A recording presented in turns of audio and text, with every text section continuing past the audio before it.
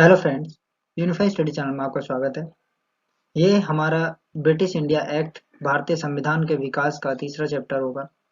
इसमें हम ब्रिटिश भारत में लगाए गए कुछ चार्टर एक्ट्स के बारे में जानेंगे, जो कि 1784 के पिट्स इंडिया एक्ट के बाद लगाए गए थे।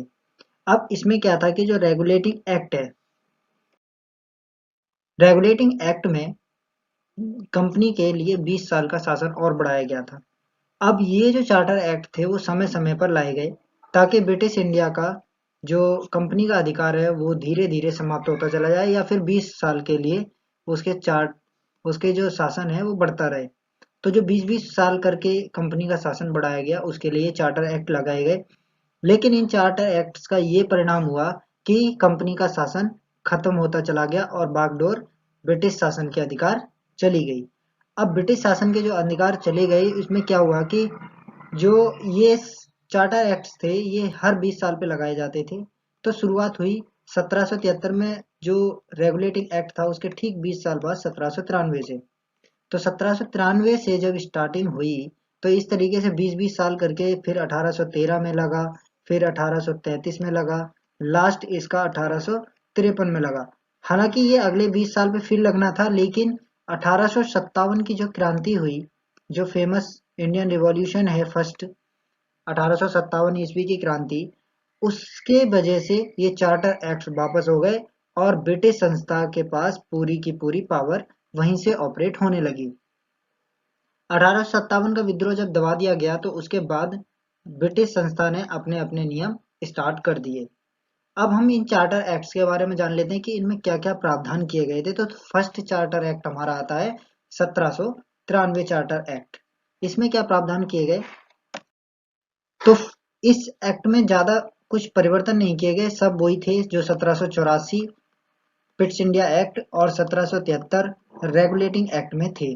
बस इसमें थोड़े से परिवर्तन ये कर दिए गए कि जो गवर्नर जनरल था और गवर्नर, उनको अधिकार दे दिया कि वे अपनी परिषद के फैसले भी बदल सकते हैं। अगर कोई परिषद का फैसला पसंद नहीं आता है तो गवर्नर जनरल और जो गवर्नर हैं वो अपने परिषद के फैसले बदल देते थे। उसके बाद मुंबई और जो चेन्नई थी उसकी सरकारों पर गवर्नर जनरल का नियंत्रण बढ़ा दिया। पहले भी बढ़ाया था, 1784 पिट्स इंडिया एक्ट में बढ़ाया गया था, जो कि सेटलमेंट 1781 में भी किया गया था। एक सेटलमेंट एक्ट आया था, उसमें भी कुछ अमूलचूल परिवर्तन थे। लेकिन जो 1793 का एक्ट आया उसमें क्या था कि जो मुंबई और चेन्नई की सरकार थी उस पर गवर्नर जनरल का नियंत्रण और बढ़ा दिया। उसके बाद लास्ट पॉइंट है कि नियंत्रण बोर्ड का जो सदस्य था और कर्मचारियों का वेतन, उसे उठा के भारतीय राजस्व से देने की व्यवस्था की गई। यानी कि जो कर्मचारी, जो कंपनी थी, कंपनी ही वेतन वगैरह के काम देख रही थी, तो वेतन जो है, वेतन का भार किस पे आ गया, जो नियंत्रण बोर्ड स्थापित की गई थी, board of control British India के लिए या ब्रिटिश गवर्नमेंट के लिए, वो किसके अधीन हो गई, कर्मचारियों का वेतन वगैरह देने का अधिकार किसको मिला, कंपनी को। यानी कि कंपनी पे इसका भार बढ़ गया। अब नेक्स्ट चार्टर एक्ट पे चलते हैं, जो कि इसके 20 साल बाद यानी कंपनी का काम 20 साल और बढ़ाने के लिए किया गया। तो अब आता है चार्टर एक्ट 1813, जो कि 1793 के 20 साल पूरे होने के बाद लगाया गया था।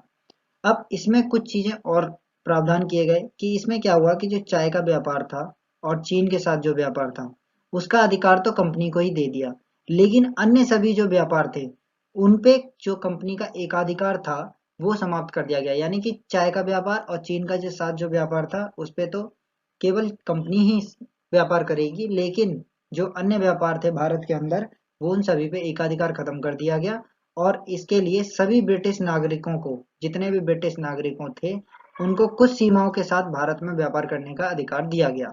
तो इस एक्ट के तहत ये किया गया। और जो कंपनी का कार्यकाल था वो 20 साल के लिए और बढ़ा दिया गया। ठीक। उसके बाद आता है लास्ट कि भारत में जो शिक्षा का प्रसार करना था। यानी कि क्या हुआ था कि अगर ब्रिटिश लोगों को यहाँ पर काम करने के लिए बुलाया जाता था तो उन पे ज्यादा खर्च करना पड़ता था। अब भारत में अगर उन्हें अधिकारी चाहिए थे, क्योंकि अधिकारी पद पे या कर्मचारियों से बात करने के लिए या काम करवाने के लिए, तो उसके लिए शिक्षा जरूरी थी। तो शिक्षा के प्रसार पर खर्च करने के लिए उन्होंने 1 लाख रुपए का प्रावधान किया इस एक्ट के तहत। तो इस एक्ट के तहत क्या हुआ कि शिक्षा का यहाँ से परिवर्तन शुरू हुआ। इससे पहले कभी भी कंपनी ने शिक्षा पे कोई भी जोर नहीं दिया था। अब शिक्षा का जो 1 लाख रुपए का प्रावधान किया गया, उसके बाद और भी थोड़े से परिवर्तन किए गए थे कि जो ईसाई धर्म था उसके प्रचार के लिए जो मिशनरी आने वाली थी, उनको मिशनरियों को पहले अनुमति नहीं थी। 1793 के चार्टर एक्ट तक नहीं थी। तो 1813 से पहले जो भी नियम थे उसमें ईसाई मिशनरियों को भारत नहीं भेजा जाता था। लेकिन अब ईसाई मिशनरी अपने धर्म का प्रचार करने के लिए भी आ सकते थे। तो 1813 के बाद ये प्रावधान भी कर दिया गया। उसके बाद जो गवर्नर जनरल और गवर्नरों की नियुक्ति थी, उसका अधिकार कंपनी के निदेशकों को वापस कर दिया गया। यानी कि अब वो ही कर सकते थे गवर्नर जनरल और गवर्नरों की नियुक्ति। लेकिन वो भी ब्रिटेन की सरकार से पहले स्वीकृति लेनी होती थी, तब करते थे। इससे पहले वो अपनी मर्जी से कंपनी के निदेशक जो थे वो अपनी मर्जी से गवर्नर जनरल और गवर्नरों की नियुक्ति कर देते थे। लेकिन अब उन्हें मतलब किससे स्वीकार लेने था? ब्रिटेन की सरकार से। इसके बाद जो कंपनी थी उसको अधिकार में लिया। जो अधिकार में कंपनी ने लिए थे अपने भारतीय क्षेत्र, तो उसको किसके अंदर कर दिया गया? ब्रिटिश राज के अंदर। तो इससे क्या हुआ कि यहाँ से ब्रिटिश सरकार की और पावर बढ़ती गई। तो स्टार्टिंग तो उन्होंने 1773 से ही कर दी थी, लेकिन इससे थोड़ा सा और बल मिला ब्रिटिश सरकार को। नेक्स्ट, अब हम नए चार्टर एक्ट पे चलेंगे। तो नया चार्टर एक्ट है जो कि 1813 के 20 साल पूरे प्लस 20 वर्ष बाद आया, जो कि 1833 में आया था। इसमें भी कुछ परिवर्तन किए गए थे। अब इसमें क्या हुआ कि जो चाय का व्यापार था, पहले 1813 में क्या था कि चाय का जो व्यापार है उसे कंपनी का एकाधिकार बना दिया गया था, चाय का व्यापार और चीन का। अब इन्होंने क्या किया कि जो चाय का व्यापार था वह चीन का साथ व्यापार था, वह चीन के साथ जो व्यापार था उस पे कंपनी का एकाधिकार खत्म कर दिया। अब चीन और चाय का व्यापार कोई भी कर सकता था जो कि ब्रिटिश नागरिक था, और ब्रिटिश नागरिकों को कुछ सीमाएं दी गई थी, लेकिन इसमें सीमाएं शायद हटा दी गई थी। उसके बाद आता है सेकंड पॉइंट कि ईस्ट इंडिया कंपनी जो थी उसके पास अंग्रेजी राज्य को चलाने के अलावा और कोई कार्य दिया ही नहीं गया। अब वो केवल जो अंग्रेजी सरकार थी यानी कि ब्रिटिश गवर्नमेंट, उसके आदेश का पालन करती थी। कौन? East India company. अब इसके अलावा गवर्नर जनरल जो था उसको अपनी परिषद की सलाह से कानून बनाने का अधिकार मिल गया। इससे पहले केवल ब्रिटिश संसद बनाती थी और कंपनी के रूल फॉलो होते थे। लेकिन अब क्या हुआ कि जो गवर्नर जनरल था उसको ये पावर दे दी गई कि वो अपनी परिषद से सलाह ले सकता है और कानून बना सकता है। पहले मुंबई और चेन्नई की सरकारें भी कानून बनाती थी, लेकिन अब जो है कानून बनाने का अधिकार केवल और केवल गवर्नर जनरल को दे दिया गया, जो कि अ, बंगाल का गवर्नर जनरल हुआ करता था। तो इनसे कानून बनाने का अधिकार छीन लिया गया। नेक्स्ट आता है कि जो बंगाल का गवर्नर जनरल था, अब यहाँ पर एक नया पद जोड़ा गया। पहले हमने देखा था कि पहले सिर्फ बंगाल का गवर्नर हुआ, फिर बंगाल का गवर्नर से उठा के बंगाल का गवर्नर जनरल बनाया गया। 1784 का जो पिट्स इंडिया एक्ट था उसमें गवर्नर जनरल का पद जोड़ा गया था, बंगाल के गवर्नर जनरल की बात की गई थी। अब उसे भी बंगाल का गवर्नर जनरल ना कहकर भारत का गवर्नर जनरल बना दिया गया। तो पहले कौन बना था? Warren Hastings. तो जो वॉरेन हेस्टिंग्स थे वो बंगाल के पहले गवर्नर जनरल थे। तो अब जब उन्होंने भारत का गवर्नर जनरल बनाया गया, तो इससे क्या हुआ कि जो लॉर्ड विलियम बेंटिक उस टाइम के बंगाल के गवर्नर जनरल थे, तो वो भारत के पहले गवर्नर जनरल बन गए। यानी कि ये कह सकते हैं कि जो अंतिम बंगाल का गवर्नर जनरल है, अंतिम बंगाल का गवर्नर जनरल अंतिम बंगाल का गवर्नर जनरल वही कौन बन गया? भारत का प्रथम गवर्नर जनरल। तो ये चीज हम कह सकते हैं कि लॉर्ड विलियम बेंटिंग अंतिम बंगाल के गवर्नर जनरल थे और भारत के पहले गवर्नर जनरल बना दिया गया। इसके बाद एक भारतीय विधि आयोग यानी कि कानून व्यवस्था लागू करने के लिए एक कानून आयोग बनाया गया, और इस कानून का जो पहली बैठक की गई या प्रथम विधि आयोग बनाया गया, उसका अध्यक्ष किसे बनाया? 1834 में लॉर्ड मैकाले को। अब लॉर्ड मैकाले वही व्यक्ति हैं जिनकी वजह से या जिनको भारत में अंग्रेजी भाषा की प्रचार के लिए इन्होंने काफी प्रयास किया था। तो इन्होंने ये कहा था कि जो भारत है उसमें जो बड़े पद हैं उनके लिए उनके लिए अंग्रेजी ज्यादा जरूरी है। तो इन्होंने अंग्रेजी का प्रचार करने के लिए बोला था, और इन्होंने एक बयान दिया था कि जो यूरोपीय लाइब्रेरी है उसमें भारत जो है वो एक पुस्तकालय में जो रखी हुई एक अलमारी है उसमें पूरा भारतीय इतिहास आ सकता है। या ये कह सकते हैं कि भारतीय साहित्य जो है वो एक केवल अलमारी के बराबर है। ये इन्होंने काफी आलोचना की थी भारतीय साहित्य की। अब नेक्स्ट इन्होंने क्या, जो ब्रिटिश संसद थी उसने 1833 में ब्रिटेन और उसकी सारी संपत्ति में जितनी ब्रिटिश के अंडर में जितने भी प्रोविजंस थे, जैसे जिन जिन देशों पे इन्होंने अपने राज्य कर रखा था, नेपाल वगैरह में, तो इन्होंने क्या किया कि वहां पे दासता को खत्म किया, यानी कि जो स्लेवरी सिस्टम उसको समाप्त कर दिया। तो अब कोई भी दास नहीं बना सकता था। उसके बाद ईसाई संस्थान जो थे, पहले इन्होंने ईसाई मिशनरियों को भेजा 1813 में, फिर उसके बाद इन्होंने ईसाई संस्थानों की स्थापना को विनियमित करने की भी मांग की, यानी कि अब यहाँ पे रेगुलेट करने की बात की गई कि जो ईसाई संस्थान है वो भी स्थापित हो सकते हैं। उसके बाद इन्होंने जो कंपनी के पद थे बड़े बड़े, उन पर सभी की नियुक्ति प्रदान करने की बात कही, यानी चाहे वो किसी भी धर्म का हो, जाति का हो, रंग वंश किसी का भी हो, उसको जो कंपनी के पद हैं या बड़े पद कह सकते हैं या छोटे पद, सब पे किसी भी धर्म जाति का व्यक्ति हो उसको नियुक्त किया जा सकता था। जबकि इससे पहले केवल और केवल ब्रिटिश नागरिकों को ही वहाँ का जो कंपनी के पद थे उन पे नियुक्ति मिलती थी, बड़े बड़े पदों पर। छोटे पदों पे भारतीयों को नौकरी वैसे ही दे देते थे जो जैसे छोटे पद थे, और जो बड़े पद थे उन पे केवल और केवल ब्रिटिश नागरिकों को मिलती थी। लेकिन इस एक्ट के बाद काफी लोगों को मौका मिला। अब नेक्स्ट चलते हैं।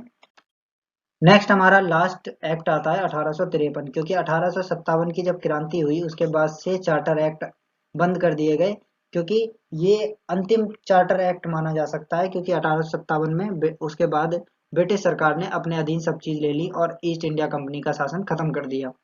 अब इसमें क्या क्या काम हुए कि जो गवर्नर जनरल था, पहली बार गवर्नर जनरल की जो परिषद थी उसके विधायी और कार्यकारी कार्य दोनों को अलग अलग डेफिनाइट कर दिया गया, यानी कि अब परिषद क्या विधि के लिए क्या क्या कर सकती है और क्या क्या उसके काम होंगे, दोनों को अलग अलग कर दिया गया। उसके बाद जो गवर्नर जनरल की परिषद थी उसमें 6 सदस्य और बढ़ा दिए गए। पहले कितने थे? 4। फिर जब पहला चार्टर एक्ट आया उसमें 3 कर दिए गए। 3 करने के बाद अब उसके जो 6 सदस्य कर दिए गए वापस, क्योंकि जो 1784 का पिट्स इंडिया एक्ट आया था उसमें क्या हुआ था, कार्यकारी परिषद 3 तक कर दी गई थी सीमित।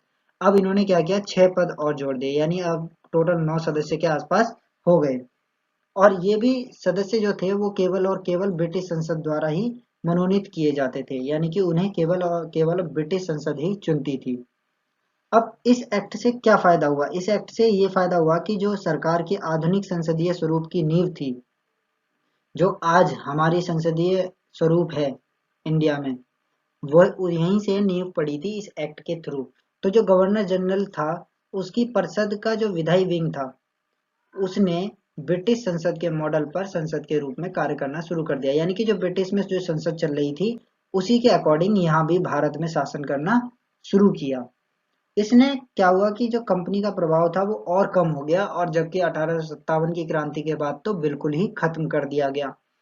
1853 ईस्वी में जब ये एक्ट आया था तो इसी वक्त वुड का घोषणा पत्र आया था, जिसे हम वुड डिस्पैच भी बोलते हैं। तो ये शिक्षा के लिए किया गया था वुड डिस्पैच, इसमें शिक्षा के लिए काफी प्रावधान किए गए थे। तो ये चीज नोट करने वाले कि सन 1853 में जब चार्टर एक्ट आया था उसके बाद ही वुड डिस्पैच भी आया था शिक्षा के प्रचार के लिए। नेक्स्ट पॉइंट आता है इसका कि भारतीय सिविल सेवाएं यहाँ से स्टार्ट हुई। तो अगर हम शुरुआत करें कि भारतीय इंडियन सिविल सर्विसेज की शुरुआत कब हुई थी, तो वो कब हुई थी? 1853 में। तो भारतीय सिविल सेवाएं, और पहले जो सिविल सेवा में चयनित व्यक्ति थे उनका क्या नाम था? सत्येंद्रनाथ टैगोर। तो जो प्रथम भारतीय थे वो कब चुने गए थे? 1856 में। तो ये इनका नाम क्वेश्चन में पूछ लिया जाता है कि प्रथम भारतीय सिविल सर्विसेज में कौन चुना गया था, तो सत्येंद्रनाथ टैगोर थे। और भारतीय सिविल सेवाएं पहले प्रॉपर इंग्लिश में हुआ करती थी, केवल इनमें अंग्रेजी भाषा होती थी क्योंकि ये अंग्रेजों द्वारा चलाई जाती थी। लेकिन 1978 में जब मोरारजी देसाई की सरकार आई थी उसके बाद से हिंदी को शुरुआत की गई थी सिविल सेवा में। अब भारतीय सिविल सेवा जब प्रारंभ हुई तो भारतीयों सहित ये सबके लिए खोल दी गई। इसमें जो सिफारिश की नियुक्ति होती थी, पहले क्या होता था कि सिफारिश कर दी और आपकी नियुक्ति हो गई, उस प्रणाली को खत्म करके पारदर्शिता लाई गई। अब इसमें पहली बार बंगाल, बॉम्बे, मद्रास और उत्तर पश्चिमी प्रांत जो थे उनकी स्थानीय सरकारों ने 4 सदस्यों के रूप में विधान परिषद में स्थानीय प्रतिनिधित्व पेश किया था।